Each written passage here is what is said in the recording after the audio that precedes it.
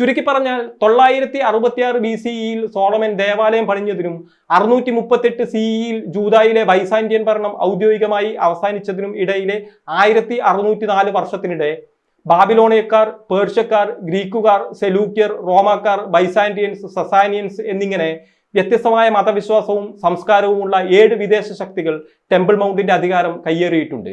മുസ്ലിങ്ങൾ ഇതിൽ 8ാമതും ഏറ്റവും അവസാനവുമായി വന്ന ഒരു വിഭാഗം മാത്രമാണ്. എന്നാൽ ജൂതരാകട്ടെ ഇക്കാലയളവിലൊക്കെ നാടുകടത്തപ്പെട്ട ദേശങ്ങളിൽ നിന്നൊക്കെ അവിടേക്ക് എത്തുകയും ആ പ്രദേശവുമായി ആത്മബന്ധം പുലർത്തുകയും ചെയ്തിട്ടുണ്ട്. നമസ്കാരം. പ്രവാചകൻ മുഹമ്മദ് ഒരു മിത്താണ് എന്ന വാദത്തിന്റെ ആധികാരികത പരിശോധിക്കുന്ന ഒരു വീഡിയോ പരമ്പര ചെയ്തു വരികയാണ്. ശ്രദ്ധിക്കാത്തവർക്കായി ആദ്യ 2 ഭാഗങ്ങളുടെ ലിങ്ക് ഡിസ്ക്രിപ്ഷനിൽ കൊടുത്തിട്ടുണ്ട്. ദയവായി കാണാൻ ശ്രമിക്കുക.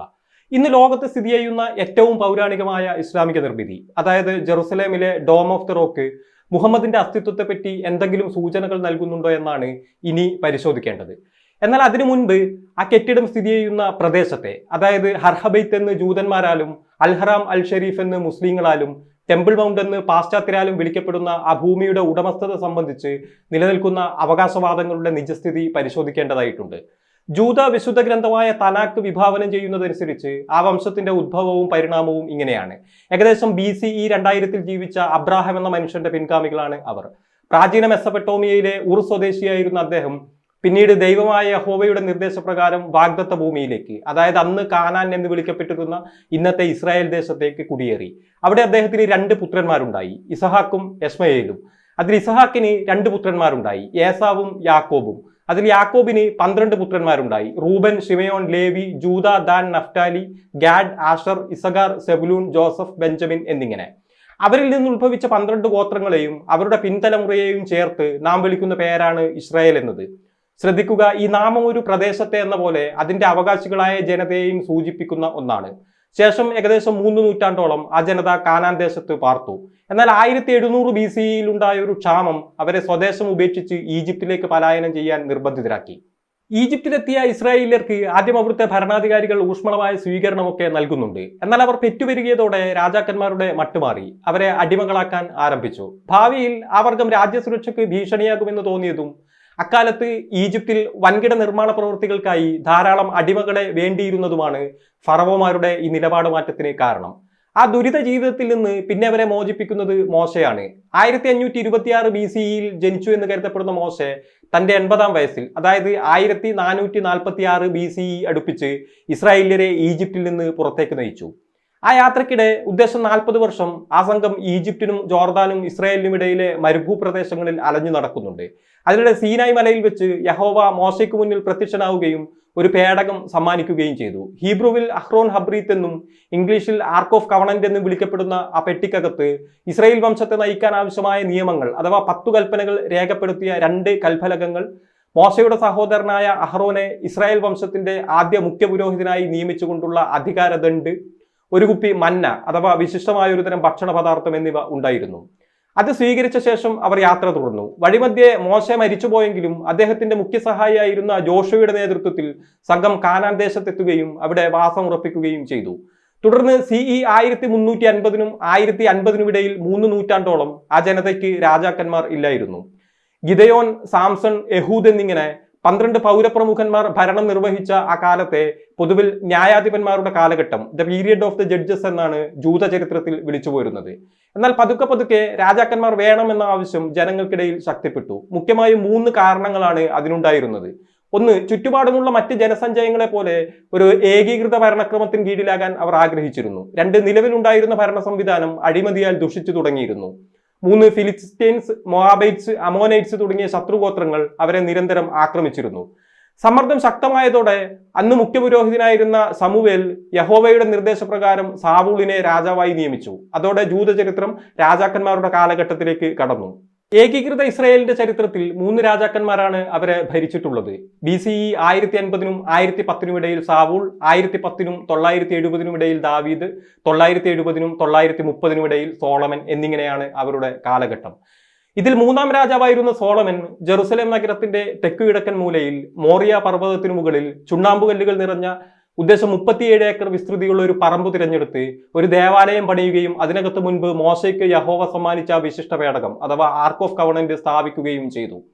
അതോടുകൂടി ആ പ്രദേശം ഹർഹബെയ്ത്ത് അഥവാ ടെമ്പിൾ മൗണ്ട് എന്ന് അറിയപ്പെട്ടു തുടങ്ങി. തനാക്ക് വിവരിക്കുന്നതനുസരിച്ച് 966 BCEയിൽ ഈ ദേവാലയത്തിന്റെ പണി ആരംഭിക്കുകയും 959 BCEയിൽ പൂർത്തീകരിക്കുകയും ചെയ്യപ്പെട്ടിട്ടുണ്ട്.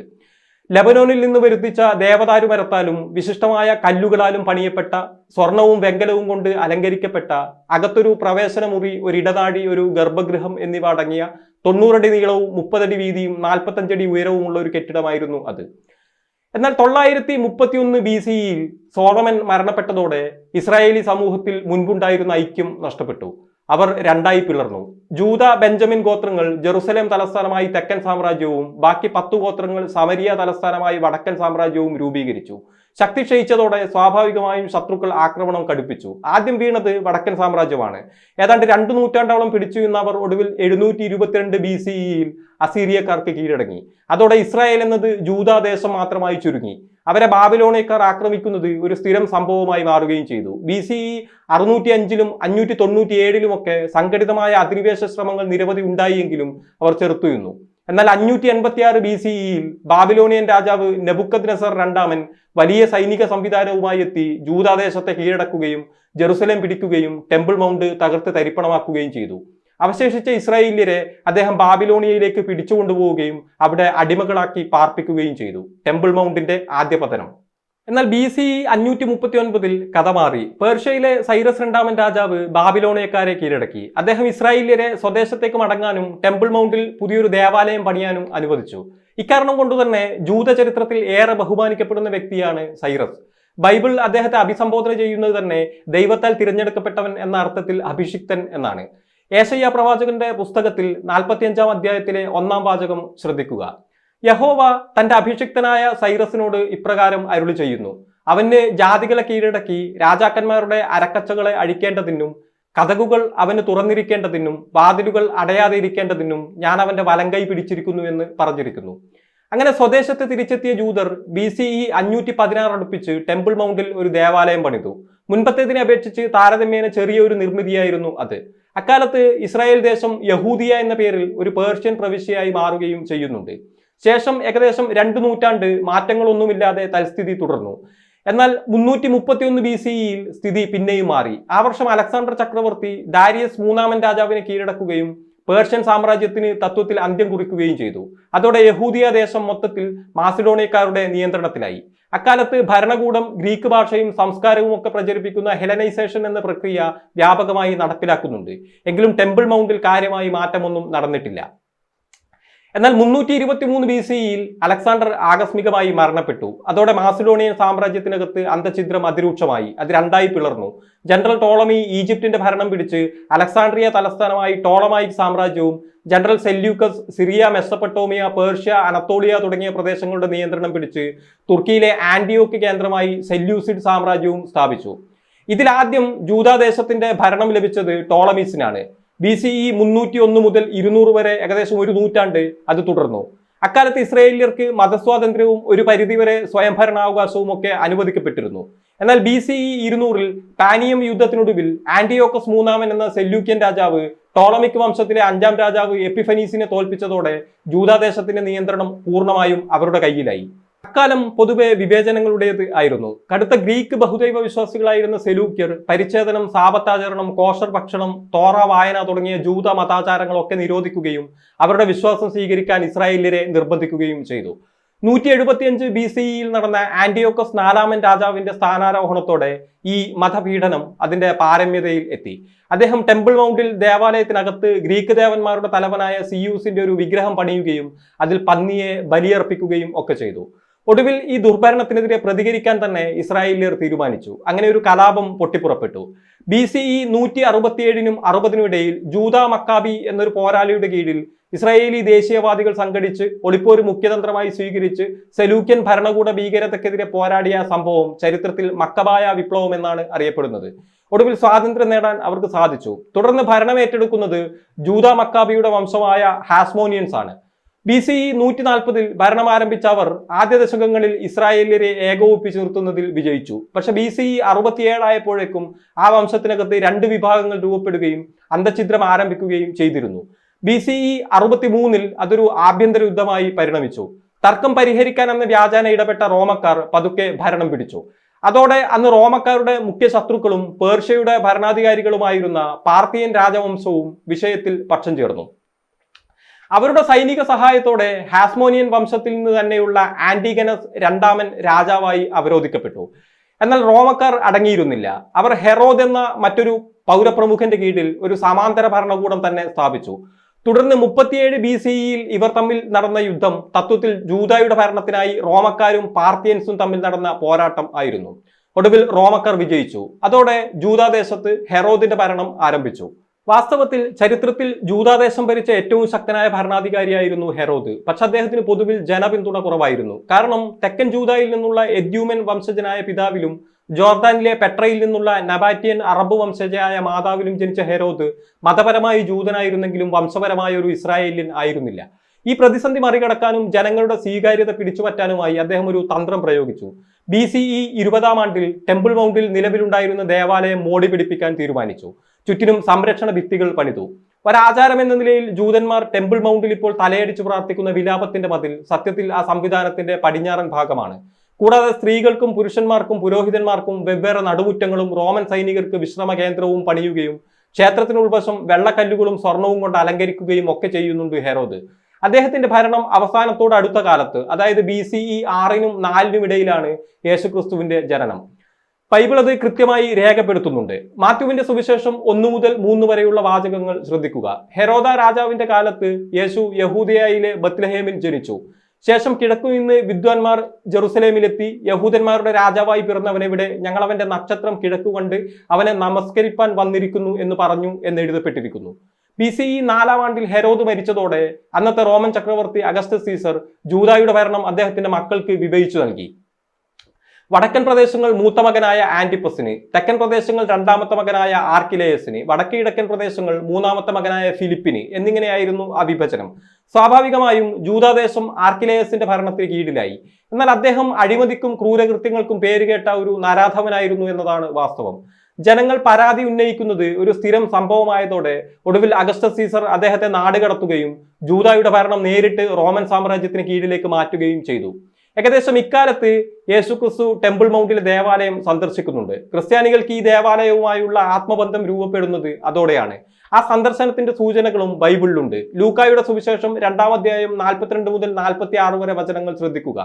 അവന് 12 വയസ്സായപ്പോൾ അവർ പതിവ് പോലെ പെരുന്നാളിന് പോയി. മടങ്ങിപ്പോരുമ്പോൾ ബാലനായ യേശു ജെറുസലേമിൽ താമസിച്ചു. അമ്മയോ അപ്പനോ അത് അറിഞ്ഞില്ല. സഹയാത്രക്കാരുടെ കൂട്ടത്തിൽ ഉണ്ടായിരിക്കുമെന്ന് ഊഹിച്ച് അവർ ഒരു ദിവസത്തെ വഴി പിന്നിട്ടു. പിന്നെ ബന്ധുക്കളുടെയും പരിചയക്കാരുടെയും ഇടയിൽ തിരഞ്ഞു കാണാഞ്ഞിട്ട് അവനെ അന്വേഷിച്ചുകൊണ്ട് ജെറുസലേമിലേക്ക് മടങ്ങിപ്പോയി. അവൻ ദേവാലയത്തിൽ ഉപദേഷ്ടാക്കന്മാരുടെ നടുവിലിരിക്കുന്നതും അവരുടെ ഉപദേശം കേൾക്കുന്നതും അവരോട് ചോദ്യങ്ങൾ ചോദിക്കുന്നതും കണ്ടു എന്ന് വ്യക്തമായി പറഞ്ഞിരിക്കുന്നു. നേരിട്ട് ഭരിക്കാതെ ഗവർണർമാരെ വെച്ച് ജൂദാദേശത്തെ നിയന്ത്രിക്കുന്നതായിരുന്നു റോമക്കാരുടെ രീതി. CE 6-ൽ അഗസ്റ്റസ് സീസർ ഭരണമേറ്റെടുത്തതിനും ഒടുവിൽ CE 285-ൽ റോമൻ സാമ്രാജ്യം രണ്ടായി പിരിയുന്നതിനുമിടയിലെ 279 വർഷത്തിനിടെ പ്രീഫെക്ട്, പ്രൊക്യൂറേറ്റർ, ലെഗേറ്റ് തുടങ്ങിയ വ്യത്യസ്ത സ്ഥാനപ്പേരുകളിൽ ഇത്തരത്തിൽ ചുരുങ്ങിയത് 60-നും 65-നും ഇടയിൽ ഗവർണർമാർ ജൂദാദേശത്തെ ഭരിക്കുന്നുണ്ട്. ഇതിനിടയിൽ നിർണായകമായ ചരിത്ര സംഭവങ്ങൾ പലതും നടക്കുന്നുണ്ട്. CE 30-നും 33-നും ഇടയിൽ അന്നത്തെ റോമൻ ചക്രവർത്തി ടൈബീരിയസ് സീസർ ജൂദായുടെ ഗവർണറായി നിയമിച്ച പന്തിയോസ് പീലാത്തോസ് എന്ന പ്രീഫെക്ട് ഉത്തരവിട്ടതനുസരിച്ച് യേശുക്രിസ്തു കുരിശിൽ തറക്കപ്പെട്ടു. 66 CE ആയപ്പോഴേക്കും റോമൻ ഭരണത്തിനെതിരെ ജൂതന്മാർക്കിടയിൽ വീണ്ടും എതിർപ്പ് രൂക്ഷമായി. ജൂതമതാചാരങ്ങളിൽ റോമക്കാർ ഇടപെട്ടു തുടങ്ങിയത് തീവ്ര ദേശീയവാദികളെ അസ്വസ്ഥരാക്കി. നികുതി അനിയന്ത്രിതമായി വർദ്ധിപ്പിച്ചത് സാധാരണക്കാരെയും ചൊടിപ്പിച്ചു. തുടർന്ന് 66 മുതൽ 73 വരെ ഇസ്രായേലിയരും റോമക്കാരും തമ്മിൽ ഒരു യുദ്ധം നടന്നു.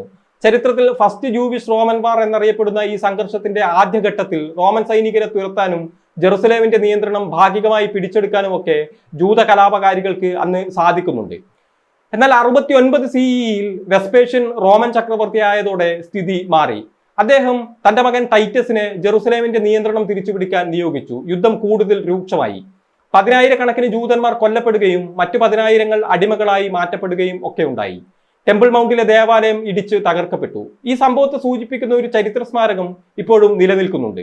ടൈറ്റസിന്റെ ഈ വിജയം ആഘോഷിക്കാൻ റോമിലെ പാലറ്റൈൻ കുന്നിൽ അദ്ദേഹത്തിന്റെ സഹോദരനായിരുന്ന ഡൊമീഷ്യൻ CE 81 പണിത ആർച്ച് ഓഫ് ടൈറ്റസ് എന്ന കമാനത്തിൽ തകർന്ന ക്ഷേത്രത്തിൽ നിന്ന് റോമൻ സൈനികർ ജൂത മതചിഹ്നമായ മെനോറ അഥവാ 7 കാലുകളുള്ള വിളക്ക് എടുത്തുകൊണ്ടുപോകുന്നത് കൊത്തിവെച്ചിട്ടുണ്ട്.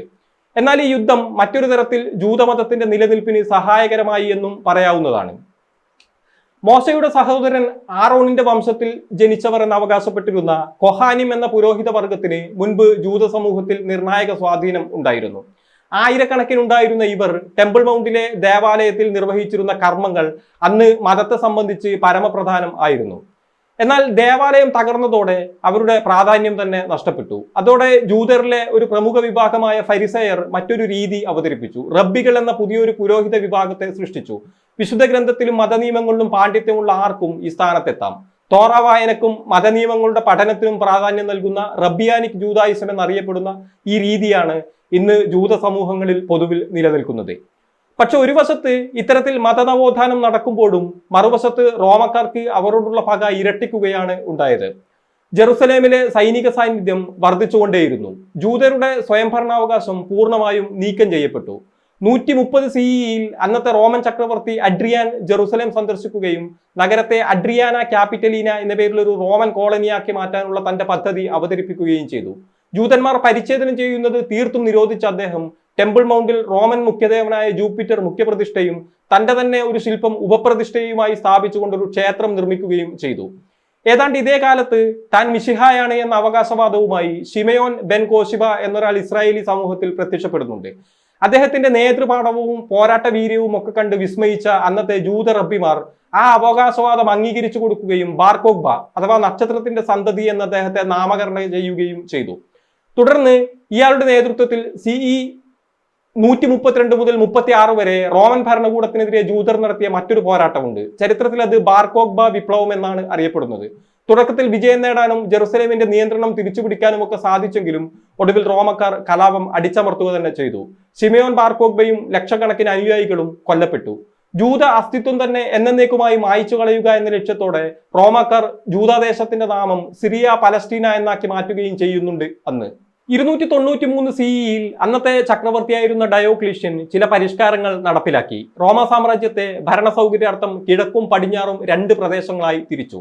അഗസ്റ്റസ് എന്ന നാമത്തിൽ 2 സീനിയർ എംപറർമാർ, സീസർ എന്ന നാമത്തിൽ 2 ജൂനിയർ എംപറർമാർ, ഇങ്ങനെ മൊത്തത്തിൽ 4 പേർ ചേർന്നായിരിക്കും ഭരണം.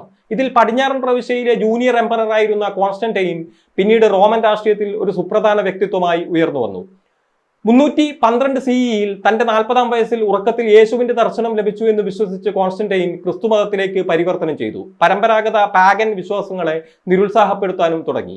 324 CE കോൺസ്റ്റന്റൈൻ റോമൻ ചക്രവർത്തിയായി അധികാരമേറ്റതോടെ സാമ്രാജ്യത്തിനകത്ത് ഭിന്നത രൂക്ഷമായി. പാഗൻ വിശ്വാസികളായ പ്രഭുക്കന്മാർ അദ്ദേഹത്തിനുള്ള പിന്തുണ പിൻവലിച്ചു. തുടർന്ന് 330 CE അദ്ദേഹം സാമ്രാജ്യത്തിന്റെ തലസ്ഥാനം റോമിൽ നിന്ന് പുരാതന ഗ്രീക്ക് നഗരമായ ബൈസാന്റിയത്തിലേക്ക്, അതായത് ഇന്നത്തെ തുർക്കിയിലെ ഇസ്താംബൂളിലേക്ക് മാറ്റി. 337 CE കോൺസ്റ്റന്റൈൻ മരിച്ചു. അദ്ദേഹത്തിന്റെ 3 മക്കൾക്കിടയിൽ അധികാരം വിഭജിക്കപ്പെട്ടു. ഒടുവിൽ 395 CE റോമൻ സാമ്രാജ്യം ഔദ്യോഗികമായി കിഴക്കും പടിഞ്ഞാറുമായി പിളർന്നു. ഇതിൽ കിഴക്കൻ സാമ്രാജ്യത്തിലെ ഭരണവംശത്തെ പിന്നീട് ചരിത്രകാരന്മാർ വിളിച്ചു പോകുന്ന പേരാണ് ബൈസാന്റിയൻസ് എന്നത്. പൊതുവിൽ പടിഞ്ഞാറും കിഴക്കും തമ്മിലുള്ള വ്യത്യാസം ഇതൊക്കെയാണ്. പടിഞ്ഞാറൻ സാമ്രാജ്യത്തിന്റെ തലസ്ഥാനം റോം ആയിരുന്നു. ലാറ്റിൻ ഔദ്യോഗിക ഭാഷയായിരുന്ന ആ പ്രദേശങ്ങളിൽ ക്രിസ്തുമതം ന്യൂനപക്ഷവും പാഗനിസം ഭൂരിപക്ഷവും ആയിരുന്നു. റോമൻ പരമ്പരാഗത മൂല്യങ്ങൾക്കാണ് അവർ പ്രാധാന്യം നൽകിയിരുന്നത്. ഇനി കിഴക്കൻ സാമ്രാജ്യത്തിന്റെ കാര്യത്തിലാകട്ടെ തലസ്ഥാനം കോൺസ്റ്റാന്റിനോപ്പിൾ, ഗ്രീക്ക് ഔദ്യോഗിക ഭാഷയായിരുന്നു. പൊതുവിൽ ഹെലനിസ്റ്റിക് മൂല്യങ്ങളിൽ അധിഷ്ഠിതമായിരുന്ന ആ സമൂഹത്തിൽ ക്രിസ്തുമതം ഭൂരിപക്ഷവും പാഗനിസം ന്യൂനപക്ഷവും ആയിരുന്നു. ഇതിൽ ജൂതദേശത്തിന്റെ അധികാരം ലഭിക്കുന്നത് കിഴക്കൻ സാമ്രാജ്യത്തിന് അഥവാ ബൈസാന്റിയൻസിന് ആണ്. 324 CE മുതൽ 638 CE വരെ ഏകദേശം 3 നൂറ്റാണ്ട് അത് നീണ്ടു നിൽക്കുന്നുമുണ്ട്. ഇക്കാലയളവിലും പക്ഷെ ജൂതന്മാർക്ക് നേരെയുള്ള വിവേചനത്തിൽ മാറ്റമൊന്നും ഉണ്ടായിരുന്നില്ല. ദേവാലയം തകർന്നതിന്റെ ഓർമ്മ തിരുനാൾ ദിനത്തിൽ ഒഴികെ അവർക്ക് ടെമ്പിൾ മൗണ്ടിൽ പ്രവേശിക്കുന്നതിന് പരിപൂർണ വിലക്ക് നിലവിലുണ്ടായിരുന്നു. കടുത്ത ക്രൈസ്തവ വിശ്വാസികളായിരുന്ന ബൈസാന്റിയക്കാർ സത്യത്തിൽ ക്ഷേത്രത്തിന്റെ തകർച്ച ക്രിസ്തുവിനെ സ്വീകരിക്കാതെ ഇരുന്നതിന് ജൂതന്മാർക്ക് ലഭിച്ച ദൈവശിക്ഷയായി കണക്കാക്കുകയായിരുന്നു. അതിനാൽ തന്നെ അത് പുതുക്കിപ്പണിയാതെ അതേപടി നിലനിർത്താനായിരുന്നു അവരുടെ തീരുമാനം. അക്കാലയളവിൽ ജൂദാദേശത്ത് വ്യാപകമായി ക്രിസ്തീയവൽക്കരണം നടക്കുന്നുണ്ട്. ജെറുസലേമിലെമ്പാടും പുതിയ പള്ളികളും സെമിനാരികളും കന്യാസ്ത്രീ മഠങ്ങളും ഒക്കെ പ്രത്യക്ഷപ്പെട്ടു. ഒരു ക്രിസ്ത്യൻ തീർത്ഥാടന കേന്ദ്രമായി നഗരം അറിയപ്പെട്ടു തുടങ്ങുന്നതും അക്കാലത്താണ്. ഇന്ന് ക്രിസ്ത്യൻ ലോകത്ത് ഏറ്റവും കൂടുതൽ സന്ദർശകർ എത്തുന്ന പള്ളികളിലൊന്നായ ജെറുസലേമിലെ ചർച്ച് ഓഫ് ദ ഹോളി സെപ്പൂൾക്കർ പണിയപ്പെടുന്നതും അക്കാലത്താണ്. കോൺസ്റ്റന്റൈന്റെ അമ്മ ഹെലീനയാണ് ക്രിസ്തുവിനെ കുരിശിൽ തറച്ച ഇടമെന്ന് വിശ്വസിക്കപ്പെടുന്ന ഗോൽഗൊഥയിലെ ഭൂമി, അദ്ദേഹത്തെ പിന്നീട് അടക്കം ചെയ്ത കല്ലറ എന്നിവയ്ക്ക് മുകളിൽ ആ പള്ളി പണിയാനായി അന്ന് നിർദ്ദേശിച്ചത് തന്നെ. ഇതിനിടെ CE 614 628 ഇടയിൽ ഉദ്ദേശം 14 വർഷം പേർഷ്യയിൽ നിന്നുള്ള മറ്റൊരു രാജവംശമായ സസാനിയക്കാർ ജെറുസലേമിന്റെ അധികാരം പിടിക്കുന്നുണ്ട്. സ്വരാഷ്ട്രീയൻ മതവിശ്വാസികളായിരുന്ന അവരും ക്രിസ്ത്യാനികളായിരുന്ന വൈസാന്റിയൻസും തമ്മിൽ സ്പർദ്ധ ഉണ്ടായിരുന്നു. ഇതിനിടെ 614 CEയിൽ സസാനിയൻ രാജാവ് കുസ്രോ രണ്ടാമൻ ബൈസാന്റിയൻ സാമ്രാജ്യത്തിനകത്തുണ്ടായ ഒരു രാഷ്ട്രീയ അസ്ഥിരത മുതലെടുത്തുകൊണ്ട് ഒരു സൈന്യത്തെ അയച്ച് ജെറുസലേം പിടിച്ചു. ബൈസാന്റിയൻസിനെ തുരത്താൻ ആഗ്രഹിച്ചിരുന്ന ജൂതന്മാർ സ്വാഭാവികമായും അവർക്കൊപ്പം ചേർന്നു. ഒടുവിൽ പേർഷ്യക്കാർ ക്രിസ്തുവിനെ കുരിശിൽ തറച്ചത് എന്ന് വിശ്വസിക്കപ്പെടുന്ന കുരിശ് ട്രൂ ക്രോസ് കടത്തിക്കൊണ്ടുപോയി. Church of the holy sepulchre തീ വെച്ച് നശിപ്പിക്കപ്പെട്ടു. ആയിരക്കണക്കിന് ക്രിസ്ത്യാനികൾ കൊല്ലപ്പെടുകയും ഉണ്ടായി. എന്നാൽ 629 CEയിൽ ഹെറാക്ലിസ് ചക്രവർത്തി വൻ സൈനിക സന്നാഹങ്ങളോടെ എത്തി സസാനിയക്കാരെ തുരത്തി കുരിശ് തിരിച്ചെടുത്തു. അതോടെ ജൂദാദേശം വീണ്ടും ബൈസാന്റിയൻ ഭരണത്തിന് കീഴിലായി. ഏറ്റവും ഒടുവിൽ 636 CEയിൽ യാർമൗക്ക് യുദ്ധത്തിനൊടുവിൽ ബൈസാന്റിയൻസ് ഖലീഫ ഉമറിന്റെ സൈന്യത്തോട് പരാജയപ്പെട്ടു. അതോടെ ലെവാന്ത് മേഖലയുടെ നിയന്ത്രണം ബൈസാന്റിയക്കാർക്ക് എന്നേക്കുമായി നഷ്ടമായി. എന്നാൽ മുസ്ലിങ്ങൾ ആദ്യമായി ജെറുസലേമിൽ പ്രവേശിക്കുന്നത് തത്വത്തിൽ പിന്നെയും 2 വർഷങ്ങൾക്ക് ശേഷം CE 638 മാത്രമാണ്. ആ വർഷമാണ് നഗരം ഔദ്യോഗികമായി കീഴടങ്ങൾ പ്രഖ്യാപിക്കുന്നത്. ചുരുക്കി പറഞ്ഞാൽ 966 BCEയിൽ സോളമൻ ദേവാലയം പണിഞ്ഞതിനും 638 CEയിൽ ജൂദായിലെ ബൈസാന്റിയൻ ഭരണം ഔദ്യോഗികമായി അവസാനിച്ചതിനും ഇടയിലെ 1604 വർഷത്തിനിടെ ബാബിലോണിയക്കാർ, പേർഷ്യക്കാർ, ഗ്രീക്കുകാർ, സെലൂക്യർ, റോമാക്കാർ, ബൈസാന്റിയൻസ്, സസാനിയൻസ് എന്നിങ്ങനെ വ്യത്യസ്തമായ മതവിശ്വാസവും സംസ്കാരവുമുള്ള 7 വിദേശ ശക്തികൾ ടെമ്പിൾ മൗണ്ടിന്റെ അധികാരം കയ്യേറിയിട്ടുണ്ട്. മുസ്ലിങ്ങൾ ഇതിൽ 8ാമതും ഏറ്റവും അവസാനവുമായി വന്ന ഒരു വിഭാഗം മാത്രമാണ്.